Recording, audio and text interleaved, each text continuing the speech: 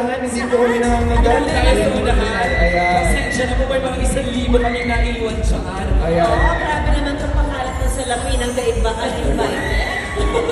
Alam mo, nagtayuan lahat ng mga tao. Grabe.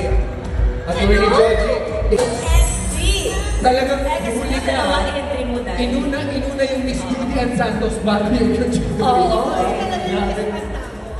Thank you very much, Atty. Georgie. Na-miss niyo ba si Judy Ann Santos? Yes! Naku-escape na lang ni Judy Ann Santos sa big screen at ito na po yung tamang pagkakataon na makita ulit ang ating best actress, ang ating superstar sa big screen ngayong December 25. Ano nga ba ang espantaho? Ipapaliwanag yan ni Judy Ann. Eto na, the Queen of Pinoy Soap Opera, the superstar Miss Judy Ann Santos Basilio! Ayan tayo eh. Tulagan tayo eh. Ang espantaho po talaga, ang tunay na spelling ng pangalan ni Eugene Domingo. Ang nga pala si Eugene Espantaho. Ang espantaho ay scarecrow sa salitang Portuguese.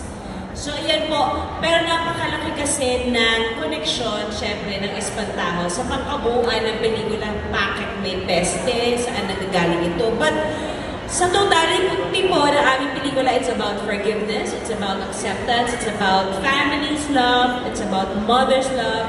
But at the end of the day, nakakatakot pa rin siya. So, it is something very exciting, something amazing.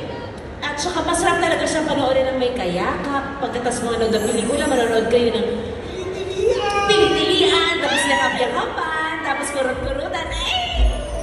So this is Other Quantum Films, of course, directed by Chita Ronyo. It is our first movie together dito sa Espantaho. It's been a while, nagawa ako ng horror. It's been a decade, and then my entry last 5 years ago pa, ang entry kong huli dito sa Metro Manila Film Festival, and it's very exciting. I'm so excited for this movie.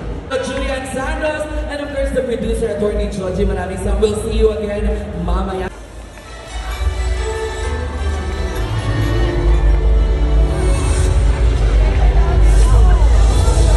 Mahigit 8 milyon. Sa dinami-dami ng tao sa mundo, paano mo hahanapin ang para sa'yo?